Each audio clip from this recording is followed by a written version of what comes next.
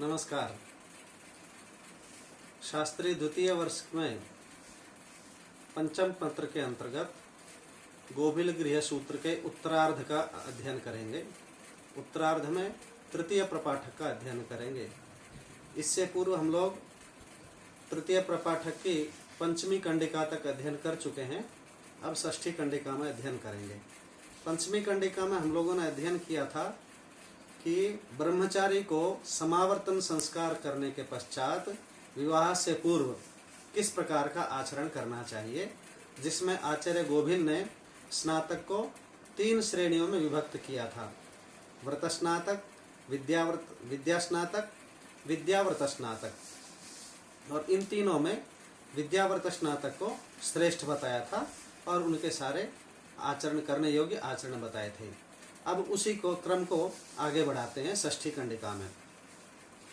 समावृत्त विधि और गोपालन विधि। अब आगे स्नातक को गोपालन विधि, गौ माता का पालन किस प्रकार करना चाहिए, इस संबंध में आचार्य गोभिल बताते हैं। गाः प्रकाल्यमाना अनुमंत्रयते मां मे विश्वतो वीर्य इति। प्रकाल्यमानाः चारण भूमौ गमनार्थम। चारागाह में चराने के लिए गृहान निष्कास्यमाना गाः इमाम में विश्वतो वीर्यो भव इंद्रश्च रक्षतम। जिस समय स्नातक गाय को चारागाह में चराने के लिए ले जावे, उस समय ले जाते समय इस मंत्र का पाठ करना चाहिए।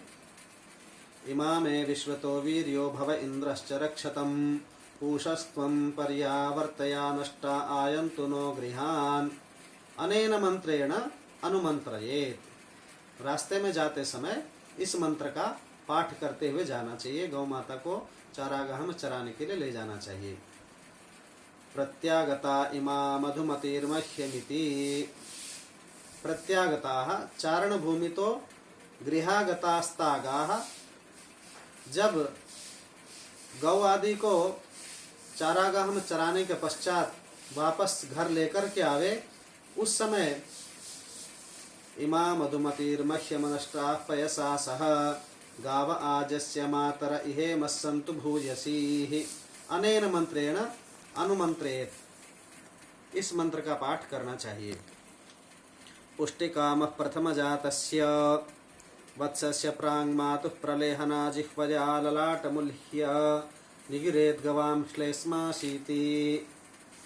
पुष्टिकाम पुरुषः प्रथमजातस्य वत्सस्य मातुः प्रलेहनात् प्राक् एव तस्य ललाटं जिह्वया स्वकीयया उलिह्य आस्वाद्य लेहनेन मुखागतं श्लेष्माणं गवां श्लेष्मासि गावमयि श्लेष्मस्यन्तु। अर्थात पुष्टि की कामना के लिए, स्नातक को स्वयं की पुष्टि की कामना के लिए चाहिए कि गौ के बछड़े को जन्म के समय ही, जब गौ माता ब्याहती है और बछड़े को जन्म देती है, तो उस समय जन्म देते ही जब गौ माता बछड़े को चाटती है अपनी जिह्वा से, और उस समय जब बछड़े के ललाट को चाटती है और चाटते समय गौ माता के मुंह से जो लार गिरती है, उस लार को इस मंत्र को पढ़ते हुए ग्रहण करना चाहिए। गवाम श्लेष्मासो गावो मयि श्लिष्यन्तु। इस मंत्र के द्वारा गौ माता की लार को ग्रहण करने से पुष्टि प्राप्ति होती है। इति मंत्रम मनसा पठन्नेव निगिरेत् गलाधः कुर्यात् इत्येतत् पुष्टिकामस्य प्रथमं कार्यम्। इस मंत्र को पढ़ने से पुष्टि की कामना होती है, पुष्टि कामना की पूर्ति होती है। पुष्टिकाम एव संप्रजातासु निशायां गोष्ठेऽग्निमुपसमाधाय विलयनं जुह्यात् संग्रहण संग्रहाणेति। पुष्टिकाम एव, पुष्टि कामना के लिए ही पुरुष निशायां रात्रौ संप्रजातासु प्रसूतासु गोषु गोष्ठे तत्रैव गोल्याने अग्निम उपसमाधाय सम्यक प्रज्वाल्य तत्र संग्रहाण ये जाता पशवो मम इति मंत्रेण विलयन अर्धमतिथम दधिजूयात श्रुवेणेति। अर्थात पुष्टि कामना के लिए पुरुष को चाहिए कि जिस रात को गाय बछड़े को जन्म देने वाली होती है, उस इसी रात में जहाँ पर गाय रहती है गौशाला में, अग्नि प्रज्वलित करके, और यह मंत्र है संग्रहण संग्रहाण ये जाता पशवो मम पूषैषां शर्म यच्छतु यथवा जीवंतो याप्ययात। इस मंत्र से हवन करना चाहिए, जिससे अवश्य ही पुष्टि कामना की पूर्ति होती है। पुष्टिकाम एव संजाता स्वौदुम्बरेणासिना वत्समिथुनो नरलक्षणं करोति पुंस एवाग्रेथ स्त्रिया भुवनमसि सहस्रमिति।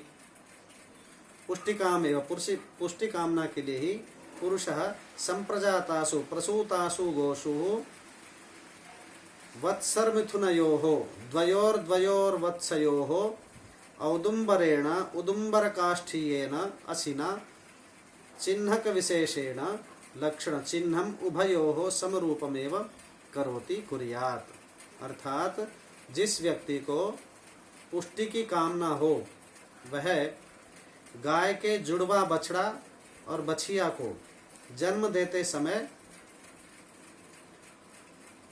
भुवनमसि सहस्रमिन्द्रार्यत्वा स्त्रिमो ददात अक्षतमरिष्टमिलान्दम् गोपोषणमसि गोपोषस्य शिशे गोपोषायत्वा सहस्रपोषणमसि सहस्रपोषस्य शिशे सहस्रपोषायत्वा।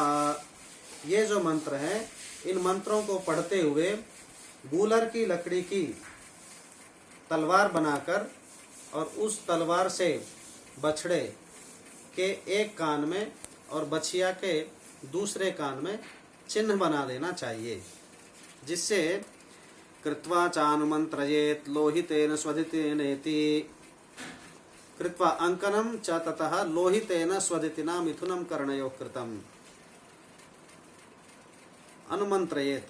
इसके बाद इस प्रकार चिन्ह बनाकर लोहितेन स्वधितिना मिथुनम कर्णयोः कृतम यावतीनां भूयसीनां व एषमो लक्षणमकारिसं भूयसीनां च उत्तरामुत्तरां समां क्रियासम् अनेन मंत्रेण अनुमंत्रेत। इस मंत्र के द्वारा अनुमंत्रण करना चाहिए। ताम वत्सानिति शेषः। और चिन्ह बना देने से यदि बछवा या बछिया कहीं खो जाते हैं तो इससे मिलने में कोई कठिनाई नहीं होगी, उसको हम कहीं पर भी पहचान सकते हैं। तंत्रीं प्रसार्यमाणां वद्धवत्सांचानुमंत्रयेतेयं तत्रो गवां मातेति।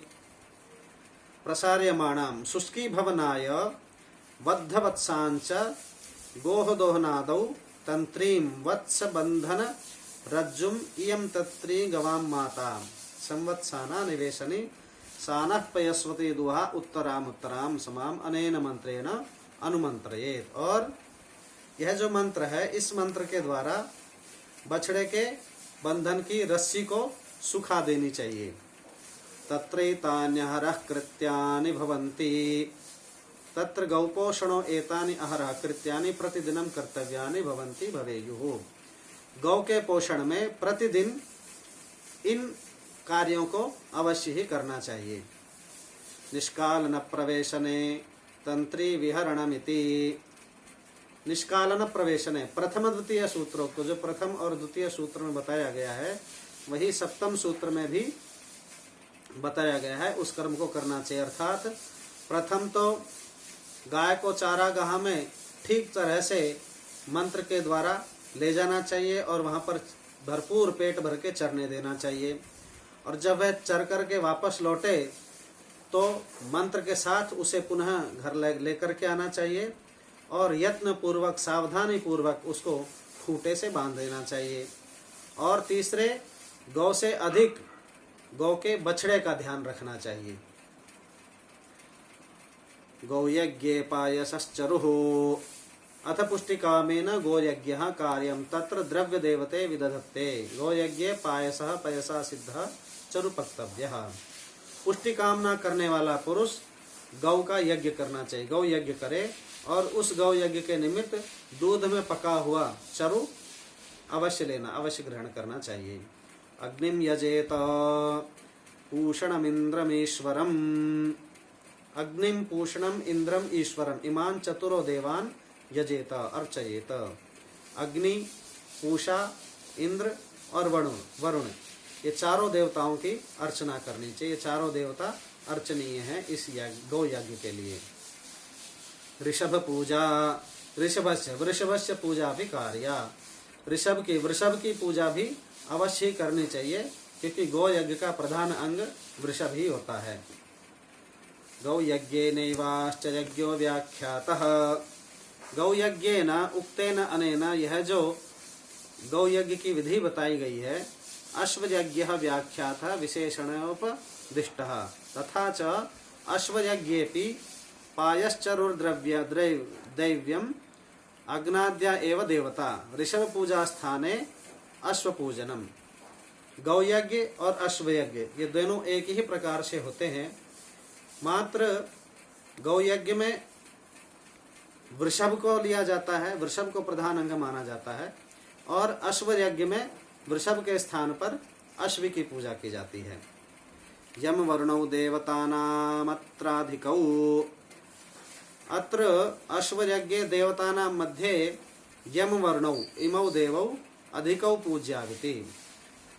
गौ यज्ञ में अग्नि पूषा इंद्र और ईश्वर की पूजा होती थी, और अश्व यज्ञ में यम और वरुण इन दोनों की भी पूजा होती है, की जाती है। गंधैरभ्युक्षणं गवाम, गंधैरभ्युक्षणं गवाम, गंधैः धूपदीपादिभिः गवाम अभ्युक्षणं प्रहर्षणं कार्यमति शेषः। अर्थात गौशाला में प्रतिदिन दोनों ही संध्याओं में प्रातः काल और सायंकाल गुग्गुल आदि की धूप अवश्य देना चाहिए, धूप जला करके अवश्य देना चाहिए, सुवासित रखना चाहिए, वहाँ पर शुद्धता रखनी चाहिए, पवित्रता रखनी चाहिए।